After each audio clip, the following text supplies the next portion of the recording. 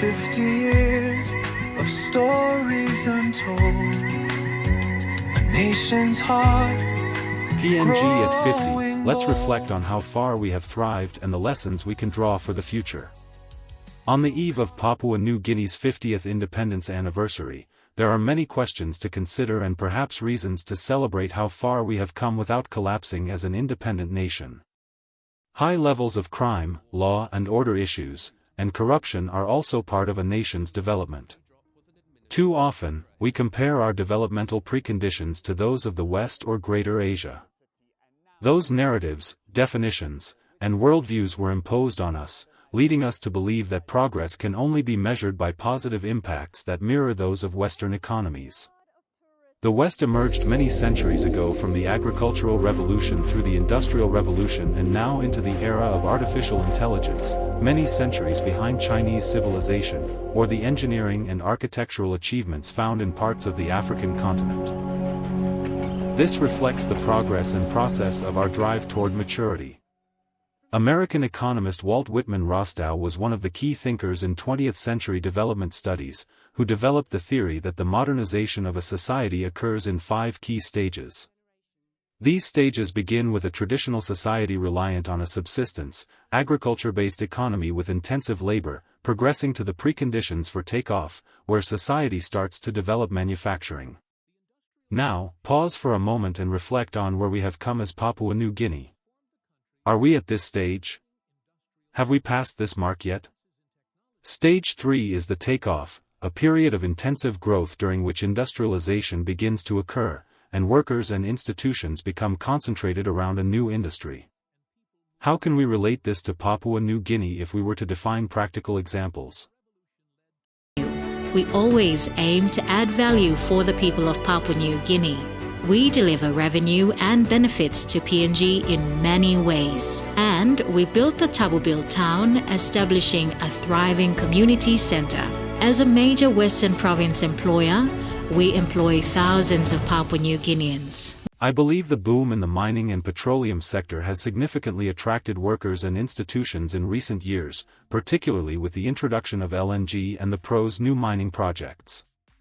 In Rostow's theory, the 4th stage of a developing economy takes a longer period to be realized, often more than 50 years. However, today's technology could accelerate the progress and process toward maturity. For PNG, the quality of political leadership plays a critical role in determining how long this process takes, and for many reasons, many of which are known to the public. Apparently, most of the Western countries we compare our 50-year-old Papua New Guinea to are at the age of mass consumption in a developed stage. Now, you may wonder why labor mobility programs exist and why Papua New Guineans are pursuing labor mobility. The countries that require more labor have thrived in a capitalist system where there is high demand for mass production as well as consumerism. Within our region, Australia and New Zealand have established labor mobility programs and opportunities for Papua New Guineans and other Pacific Islanders to work in fruit picking, farms, and other basic jobs. This has occurred because we cannot create an enabling environment for job creation in the agriculture sector, thus opting for quick fixes. See, in Stage 2 of Rostow's stages of economic growth, laborers were needed to work on farms, similar to the blackbirding for sugar cane plantations in Queensland or even Indians working on plantations in Fiji. In the 21st century, the labor mobility scheme is an upgraded version of Stage 2 of Rostow's stages of economic growth. Now, that was a Western design development paradigm and theory developed at the height of the Cold War that remains practical today. However, Asian countries like Singapore have demonstrated that the process and stages of economic development can be accelerated by strategic and vibrant leadership based on the indigenous value systems they adopted from 5,000 years of civilization lessons learned from China and other Asian countries. Today, Singapore is one of the best examples of a country that has grown in this way and is now a notable player in the global economy. When it gained independence in 1965, it did not appear to have any exceptional prospects for growth. However, it industrialized early, developing profitable manufacturing and high-tech industries, becoming the envy of many developing economies, including Papua New Guinea. I vividly recalled an intended candidate contesting in the 2017 national general elections during his campaign stating that he dreamed if he won, he would transform his province into a mini Singapore. He is now a politician, yet he continues to dream to this day.